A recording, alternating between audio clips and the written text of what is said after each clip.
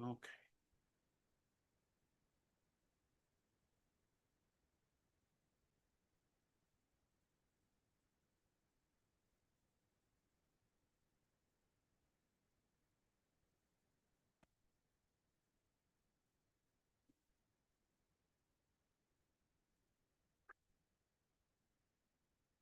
Okay, so coming into late childhood and whatnot, um, uh, we we talked about the concept of emotions, and just as kind of a reminder, emotions are those physical reactions to our environment and to internal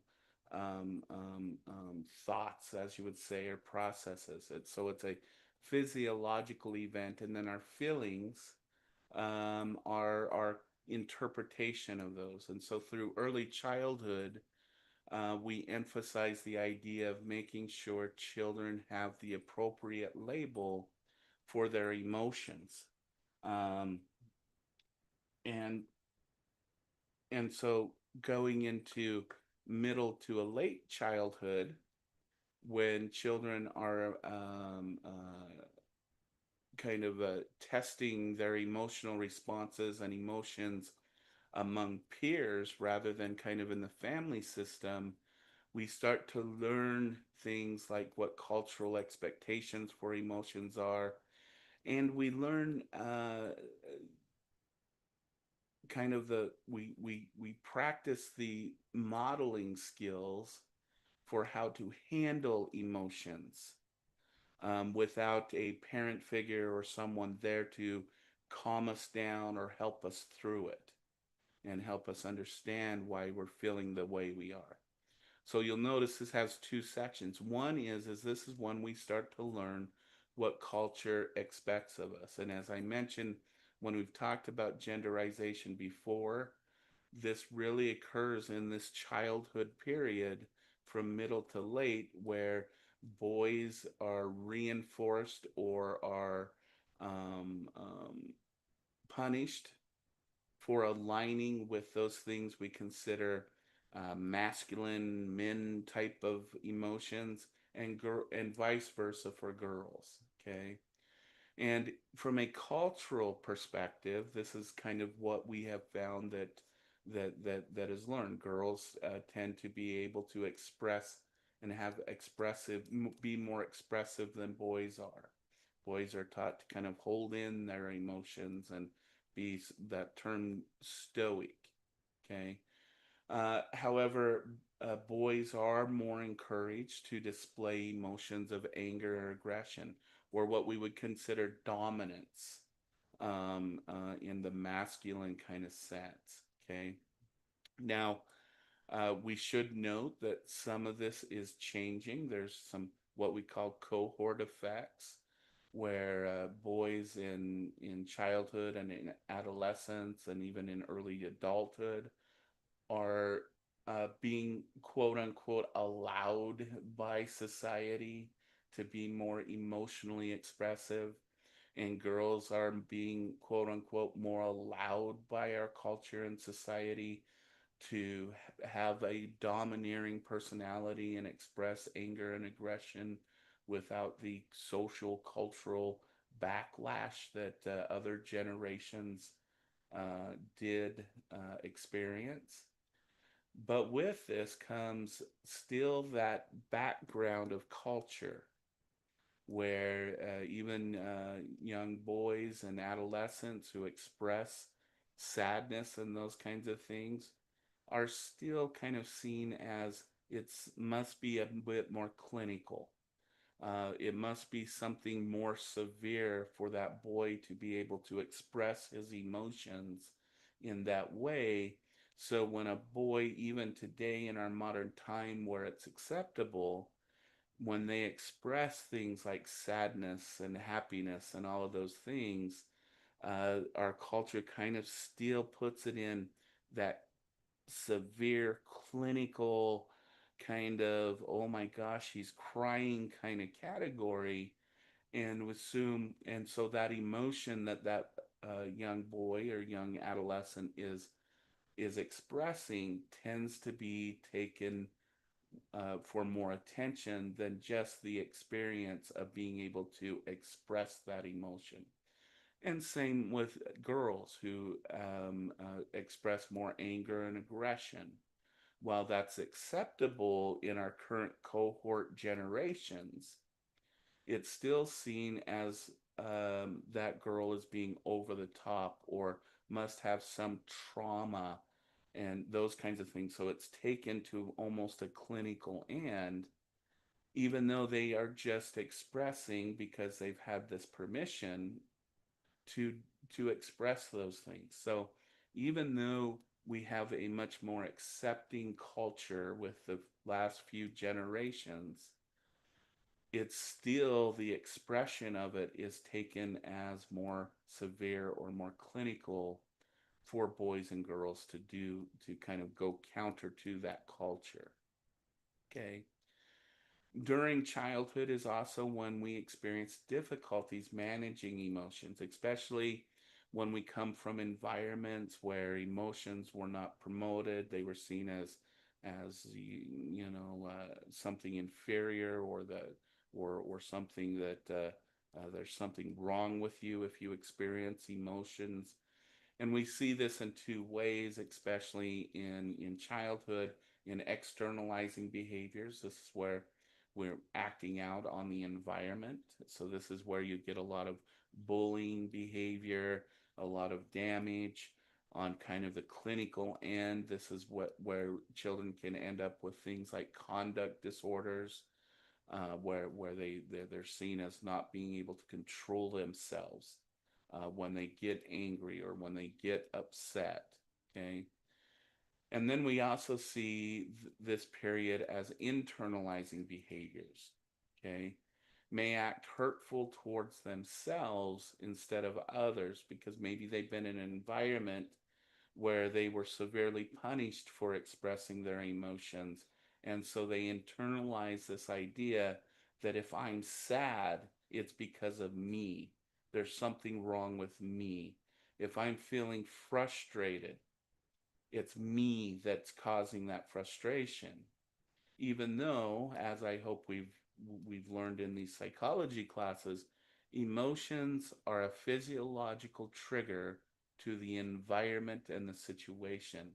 They are not something that is maladaptive within the individual. Okay. But because of these internalizing behaviors, we start to create a script, or could start to create a script, that when I'm sad, it's because I'm a horrible person, or when I get excited, it's because I'm over something. Okay, instead of taking that emotion into light in the situation, the environment, the place they're at, they assume it's because of them that they're feeling and having that emotion. Okay. So let's talk about some common emotions as an example, and one of them is loneliness through adolescence and childhood. Okay, it's interesting. Loneliness experience between the age of 7 to 9.5. Some studies go up to 10 years of age. The loneliness during that time period is one of the best predictors. Now I want to make this clear. It doesn't make it the only predictor, and it doesn't necessarily mean it needs to be in place. Okay, but it is one of the large predictors of things like self harm, so cutting, hurting oneself physically, suicide attempts, and development of depression in adolescence. Okay, so this idea of the emotion of loneliness in one period of life has a large predictive negative outcomes in the second in another part of life.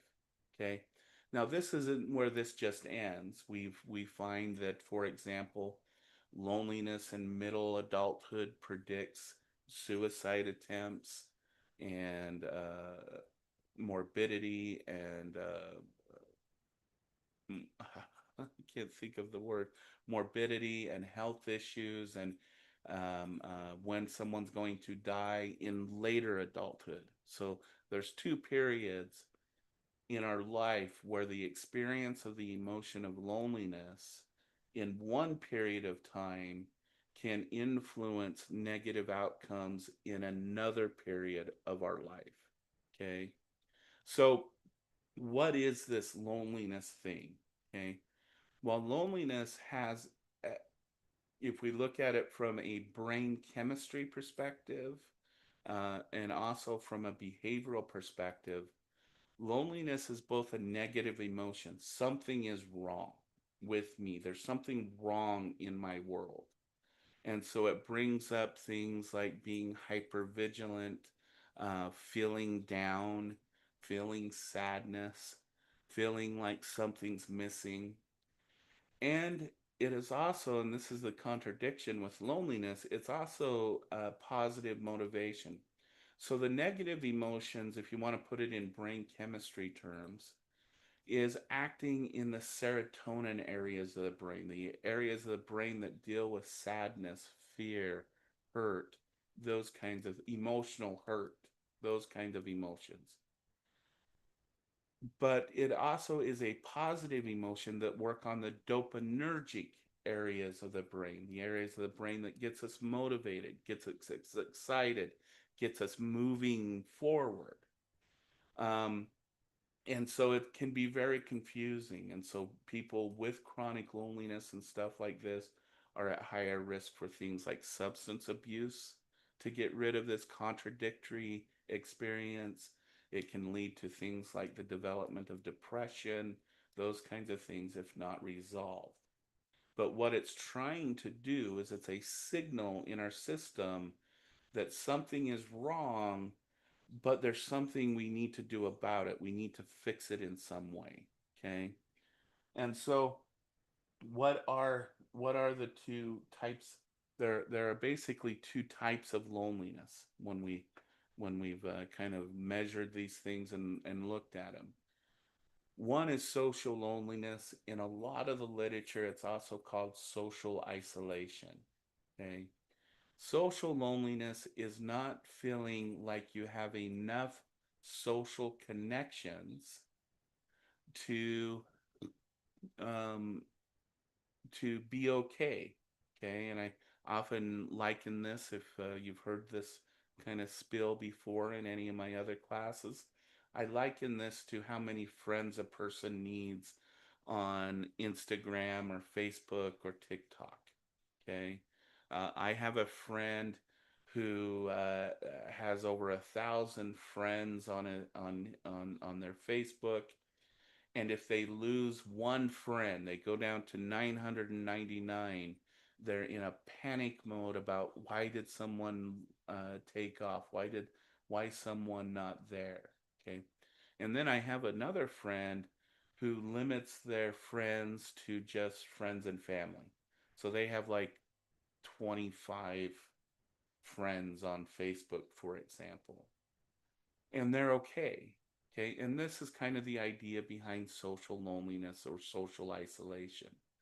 Is it's the amount of individuals we need in our life to feel like we're connected, and it's a subjective thing. Some of us need very few, some of us might only need one or two, and then there's others who need hundreds or thousands, as the example of social media suggests. Okay, and there's nothing wrong, and I want to make this clear, there's nothing objectively different between the person who only needs one or two and the person who needs 1,000. Objectively, as long as they have those social connections in their life, they're both productive, they're both good to go, they're both fine. There's nothing, I'm just trying to say, your subjective number doesn't tell you anything about you, and your personality, your attitudes, your beliefs, and ideas. Okay. Emotional loneliness, much like social loneliness, is a subjective experience.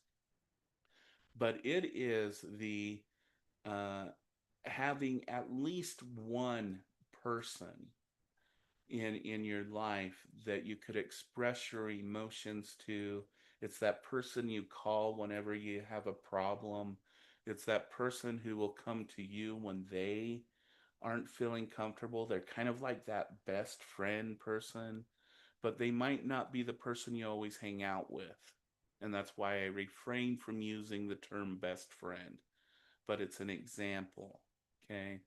And again, in this category, we can have one emotional connection with another human being and be fine, but some people might need 5, 10, 20 emotional connections in order to be okay.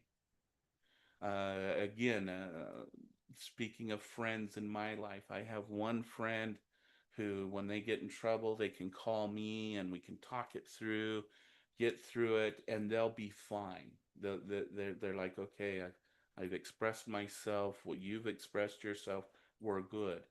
I have another friend who, when they get in trouble, calls me, and then they might call another friend, and then they'll call their mom, and then they'll call a sibling. They'll call 5, 6, 7 different people and have these conversations with all 7 of them in order to feel okay about whatever decision they make, whatever connection they make. Okay, and so this is the situation, uh, the definition of loneliness. But how is it? The question can be, how is it that a person could sit in a room of 100 people of the same? We could even go to a very extreme: the same ethnicity, the same age, the same gender, the same everything, but that individual can feel completely alone and isolated and feel this emotion of loneliness.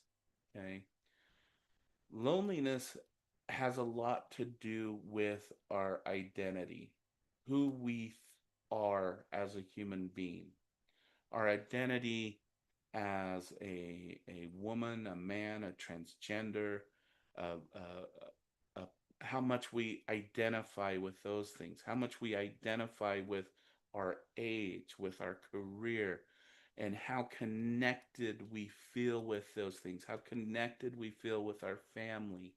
And those all are components of our identity. Okay. So when let's say a third grader goes into a third grade classroom, and either because of emotional attachment issues that child brings into the classroom, or because they've this is like the third grade classroom they've been in 1 year, um, they feel like they're a stranger in that third grade classroom. They don't feel, they don't have an identity with all of those other third graders. They feel alone because they can't make connections that strengthen their own identity and their own feeling of belongingness. Okay. This creates what we see most commonly in children who experience loneliness, is that feeling that I don't belong here. I don't have an identity here. I don't have a place here. And they might be in a room of 30 kids, same age, same grade level, same thing. But if that connection isn't there, they experience loneliness. Okay. And that emotion carries with them, because if you don't feel connected in this environment, you're not going to feel confident to go to another environment and create that connection with others. Okay. And this is what causes then, or can make it predictive, that when you're in adolescence, And when, remember, in adolescence, we're going to talk about identity solidification. If you don't feel like you can identify with the person sitting next to you, and those skills aren't developed in childhood, that's going to create even more negative experiences going into adolescence. It's going to create disconnect. It's not going to allow you to find, quote unquote, your people in adolescence that feed who you are as an individual, as a human being, as a part of a group and part of a friendship group. Okay. This then leads to a deeper seated thing than just the emotional loneliness. This brings up things like self worth and worthlessness, which are common psychological states for people who commit suicide or attempt to commit suicide. Feelings of worthlessness and helplessness, and those, there's something wrong with me. And when there is that much emotional pain, hurting oneself physically brings about relief for that pain and that hurt that the experience person has experienced. And then we see the development of depression, that this world isn't for me. I have no motivation. I have no want or will to get up each morning and do what I need to do and go to school, and everything just seems so gray. And this is the development of depression. Okay.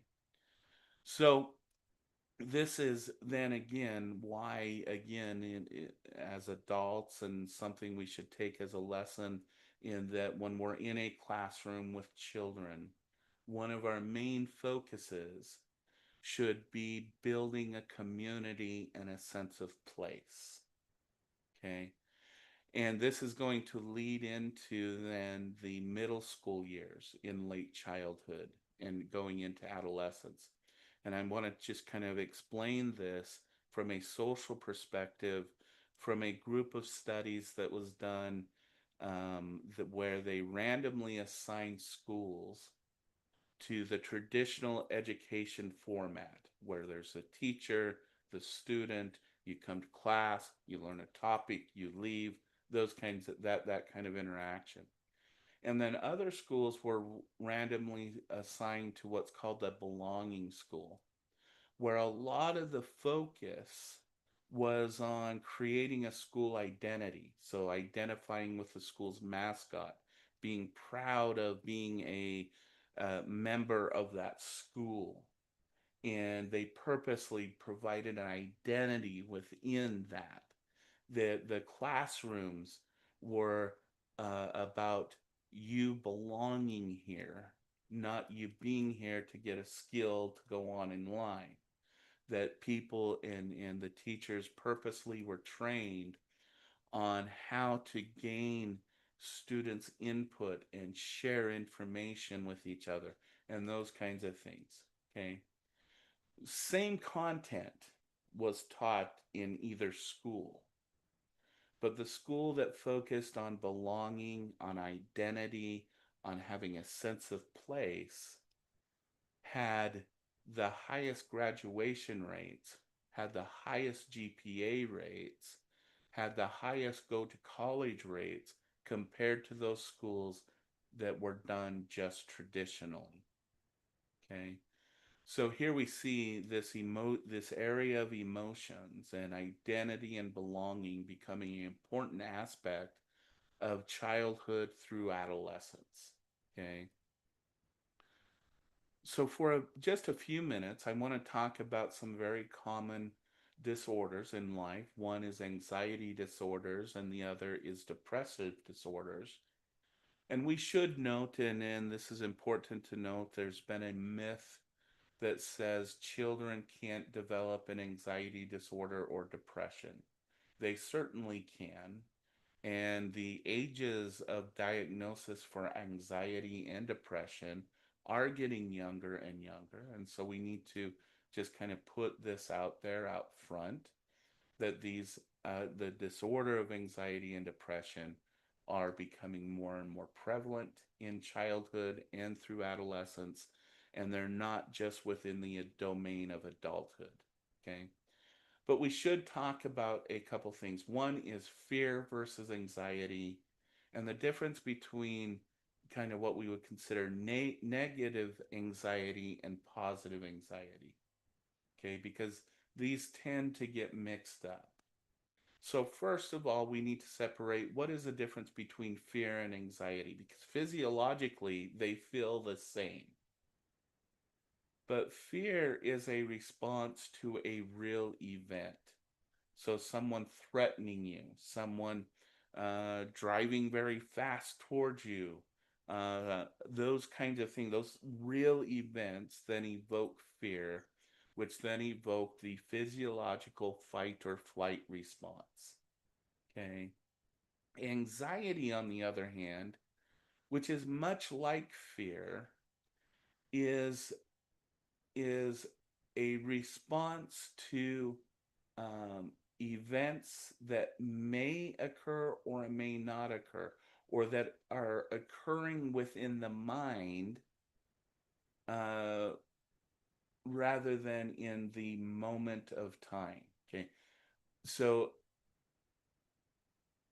and we need to understand that anxiety in human beings exist for a functional reason. We have to have anxiety. If we didn't have anxiety, we would fall to the issue of never getting anything done.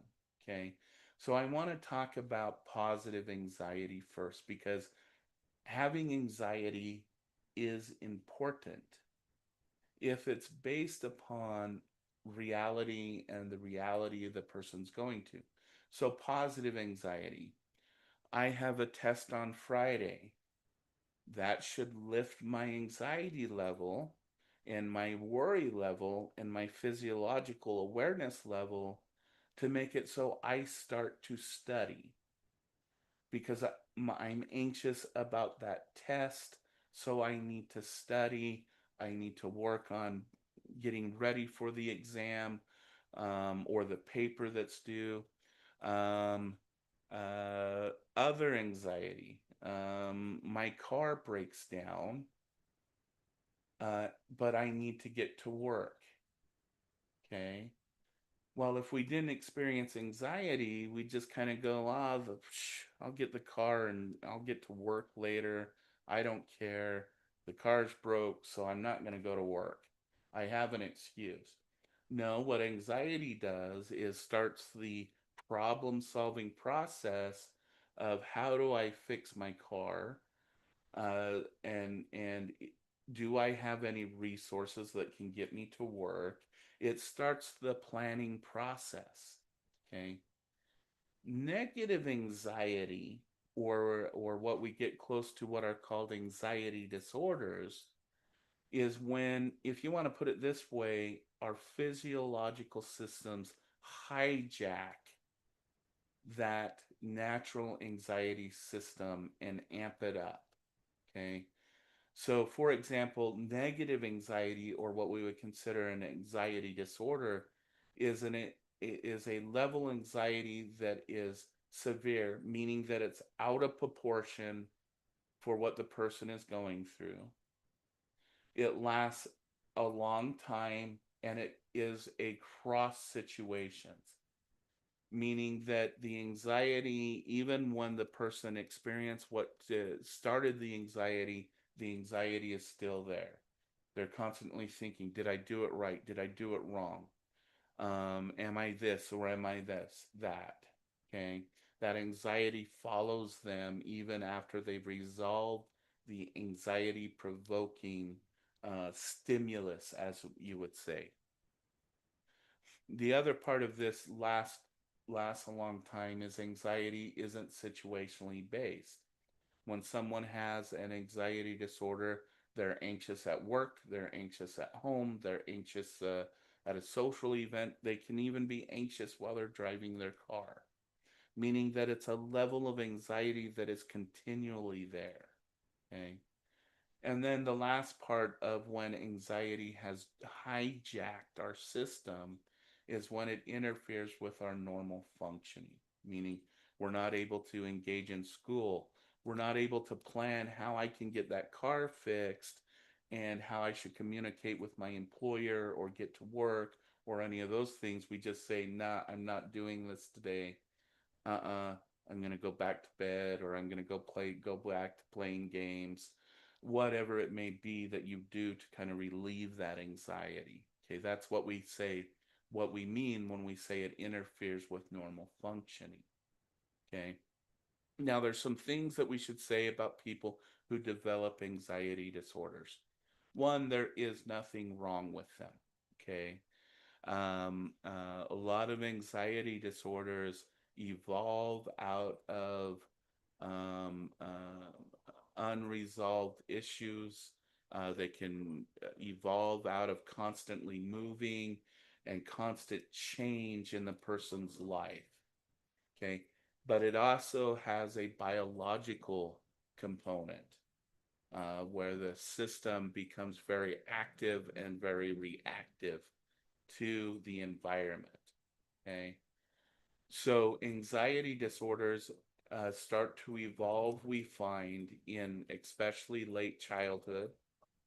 And then in adolescence, when the person is starting to take on more roles in life, that anxiety, that overactive and sensitive system tends to follow them into those other life domains.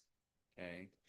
So so that's kind of anxiety. And the point I want to bring home today is we all have anxiety, and we need to recognize that and understand why we're anxious in that moment.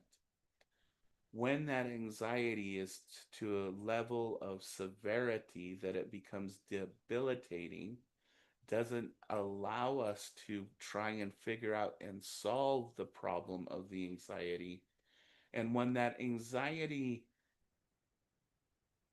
becomes also reactive to things that may or may never happen, that's when we know our system has been hijacked.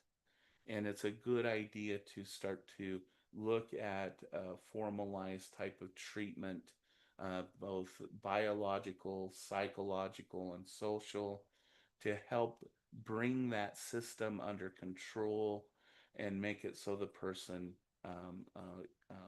functions better in the world. Okay. Just like anxiety, we should talk about the other end of the spectrum, which is depression. Depression, as you probably can tell, means that there is a depression of our mood system, okay, and our motivation system, okay. And again, just like with anxiety, and we denote the difference between fear and anxiety, we do need to make a point of uh, connecting the difference between sadness, the feeling of sadness, and the feeling of depression. Okay. Sadness, again, is a normal reaction to loss and disappointment. Okay. Um, in fact, it becomes concerning when someone loses someone in their life that they were close to, and they state they feel no sadness, no hurt, no loss. Okay, that becomes a different type of concern, um, um, um, and it needs to be addressed. Okay, uh, depression, on the other hand, is again a lack of pleasure. Someone can be sad, but still find things pleasurable. Like if you really love your job, if you just lost someone, you could still go to work and find pleasure in that. That's probably a weird example. Uh, a parent. who maybe loses their parent can still find pleasure in being around their children. Okay. Depression, on the other hand, is that loss of pleasure, regardless um, um, of those. It's a loss of pleasure around things or around people that used to bring pleasure. Okay. Depression also, uh, uh, while it can feel like sadness, it is also an emotion of dread. It's a feeling of life isn't going to get better. It's a it's a loss of motivation, um, to seek out better things. Okay, so it's a lack of pleasure, but it's also a lack of physiological uh, in, enhancement. Okay, and so this brings about the feelings of things like worthlessness and hopelessness. Okay, it often results in a change of sleep and appetite disturbance. Okay, and yes, depression is highly associated with suicidal thoughts, not necessarily suicidal attempts, though.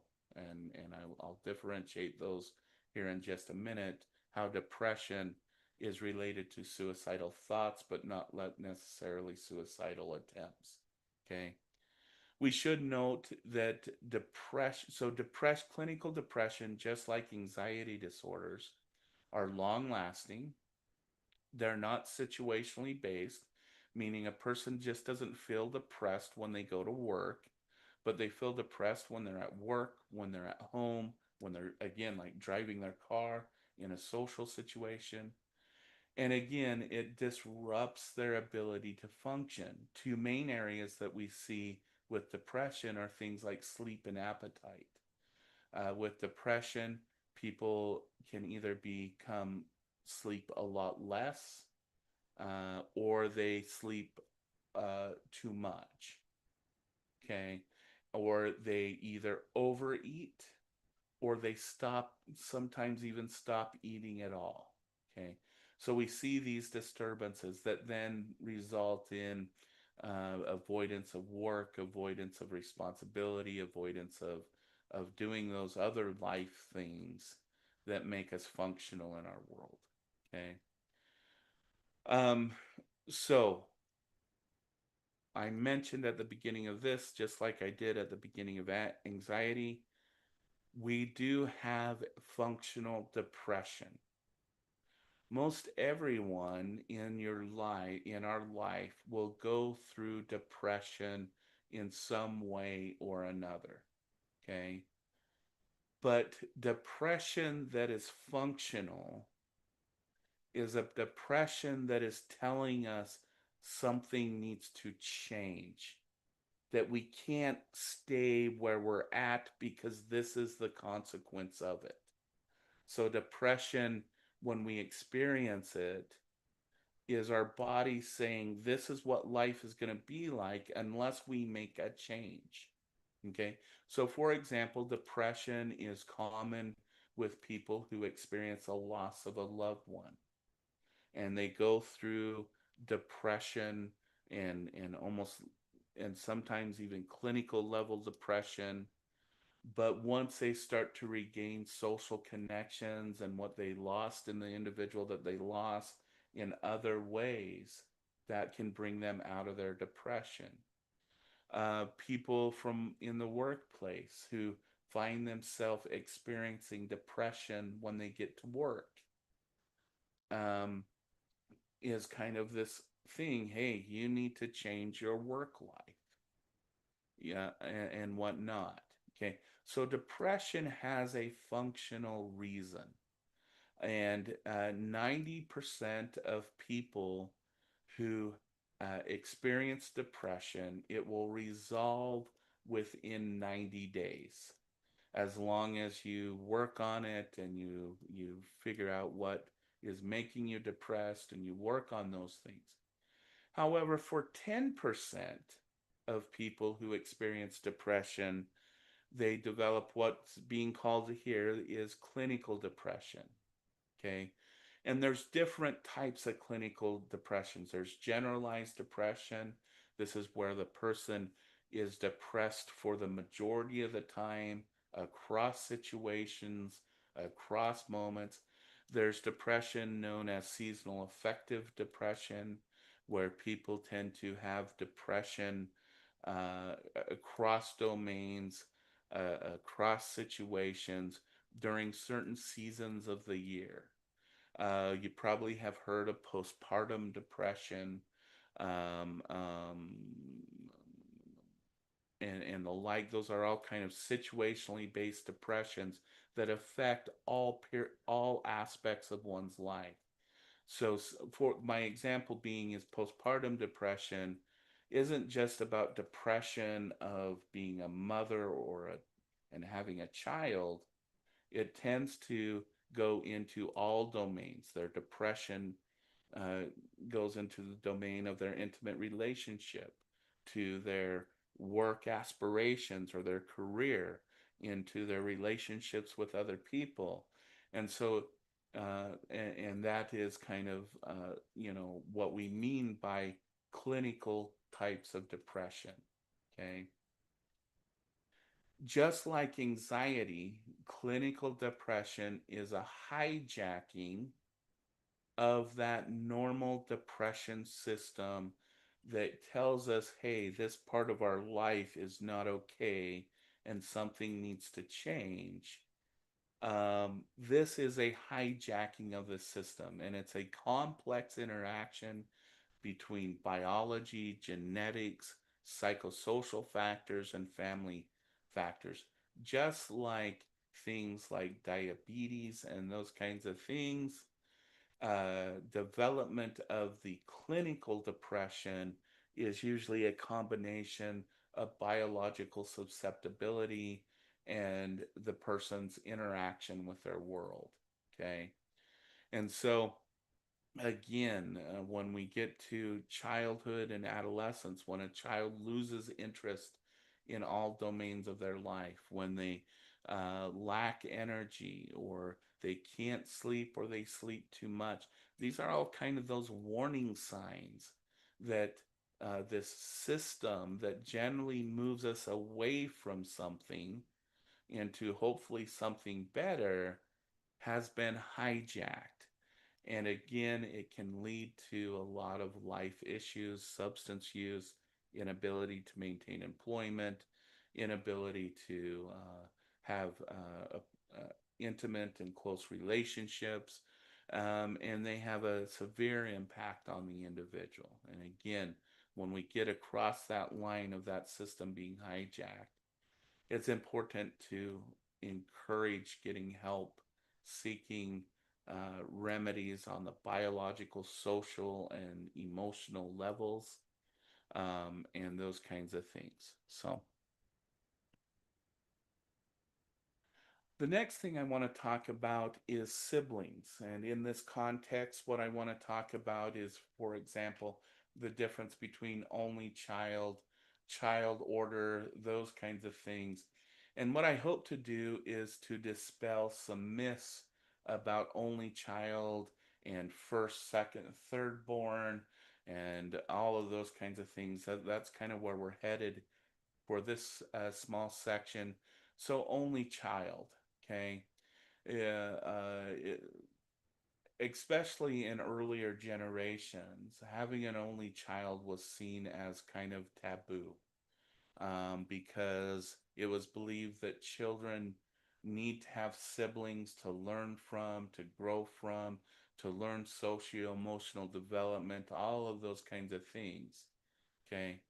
Well, I want to dispel a myth for those parents who have that anxiety, but they only have just the one child, is that in all of the decades and even centuries of research done on only children, no research shows a negative prediction. At least the research that is worth looking at. In fact, there was been two kind of meta-analyses, one by Faubel in 2012 and Massilis in 2006. And they actually found that there's actually an only a child advantage. They found that children who came from only child families that provided the same socio-emotional interactions you would get with siblings, but with parent figures, friends, family members, is that we find that they tend to be high achievers. They tend to adjust good. They tend to have stronger character. And they tend to be able to develop more positive social relationships. Reason behind what Fabio and Macilas feel is because an only child tends to need to make social connections across age groups, not with just a few ages of their siblings.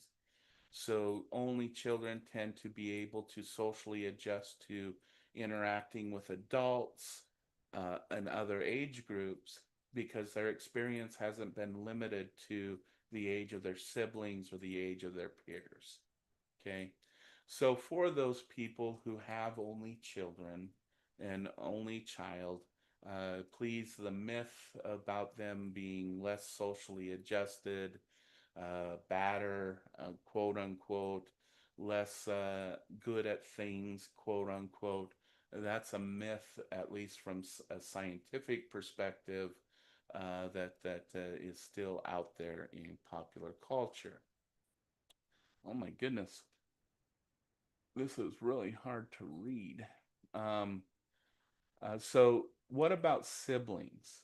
Okay, some things about siblings and the interesting issues around siblings is they tend to share the same environment and the same situation, the same parenting style. But siblings, as you probably have noted, can be very different. Okay, and what the research on siblings has really shown is people can have the same environmental experience, but based on their biological uniqueness, their uniqueness of the way they interpret and see the world, they can have a very different personality and attitude to children who were raised in that same environment. Okay. Some of the myths that I do think that we do need to dispel is the issue of birth order. Okay. So in that research, some patterns have a suggest that more achievement for and leadership for older children versus younger children. The middle child tends to have a different personality than the younger child. Um, but I need to dispel this myth of birth order. Okay. Uh, the issue with the research that has shown older children are more achievement oriented, younger children tend to be more outgoing, middle children tend to have the most anxiety or stress. In all of this research, uh, we do what's called an effect size. Okay, now let me explain this and break this down to you a little bit. So we have two groups. Okay, and we measure something and we find that on average one group scores higher than the other, and so we assume that there's a huge difference based on those average differences. Okay, but if we stop there, we might make a huge mistake. Okay, and I'm going to kind of graphically show it here. Is what we find with birth order. Let's just take a two child home, okay, and we measure things like leadership. All right. So this is going to be the average of the older child.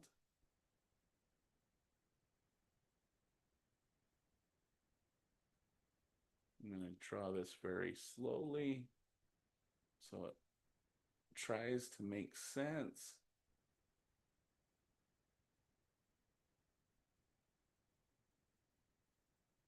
And this is the average of the younger child. So, based on just these averages, I could get published because there's obviously an average difference between the leadership of an older child to a younger child. Okay. But this is what I measured.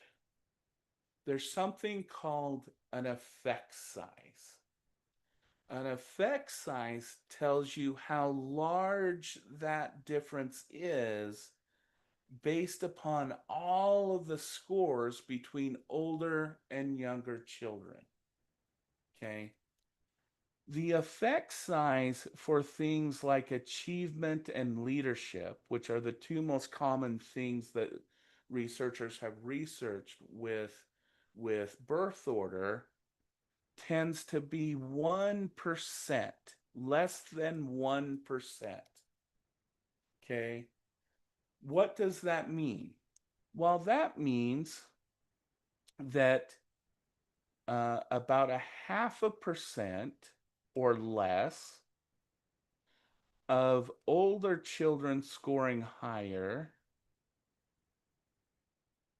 um, represent that, and another less than 0.5% of younger children who score lower represent that difference. However, 99%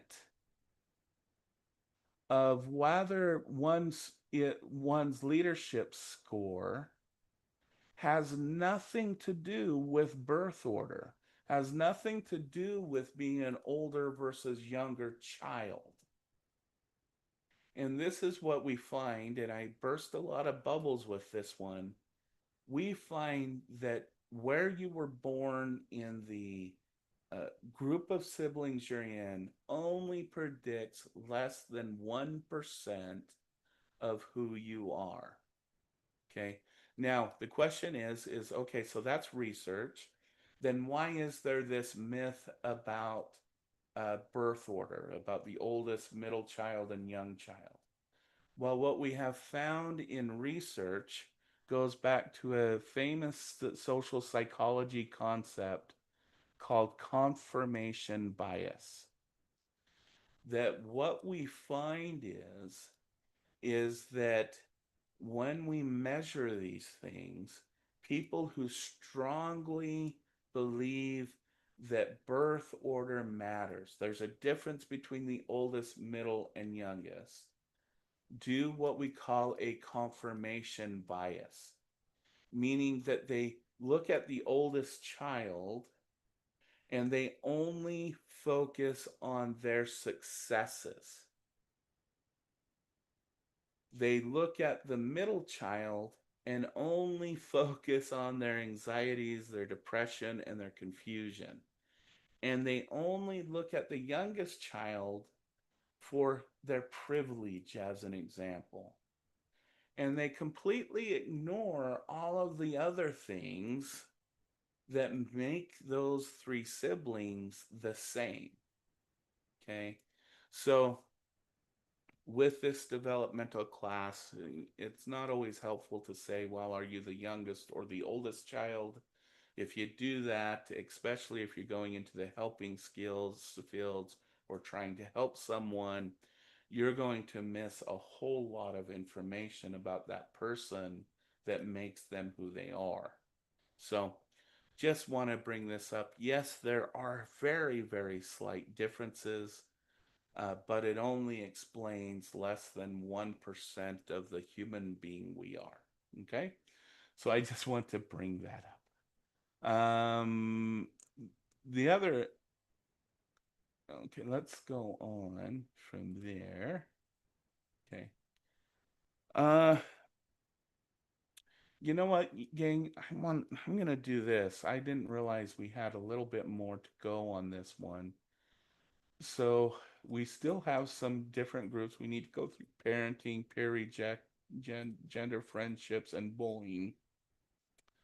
So I'm thinking, just because your professor went on tangents too much today, that maybe we should finish this section up on Thursday because there's still quite a bit to get through. So I'm going to stop sharing.